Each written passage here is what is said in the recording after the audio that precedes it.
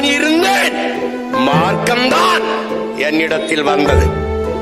ஏன் இஸ்லாம் not a religion, it's a revolution. ஏன் revolution? எங்க இருக்கிற சாதி அடக்குமுறை, தீண்டாமை, வன்முறை கொடைகளை எல்லாம் எதிராக வந்த புரட்சி.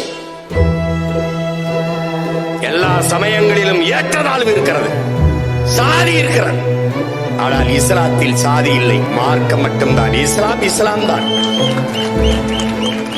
கிறிஸ்தவத்திலே நாடார் கிறிஸ்தவர், உடையார் கிறிஸ்தவர், முதலியார் கிறிஸ்தவர், பிள்ளை கிறிஸ்தவர், ஆதித்தமிழர் கிறிஸ்தவர், வன்னிய கிறிஸ்தவர், எல்லா கிறிஸ்தவர் இருப்பான். இஸ்லாத்தான் இருப்பான், இஸ்லாமிய மட்டும்தான்.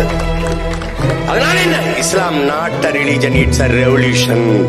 புரட்சி. அது ஒரு மார்க்கம் மட்டுமல்ல, அது தூய வழி, புனிதமான வழி.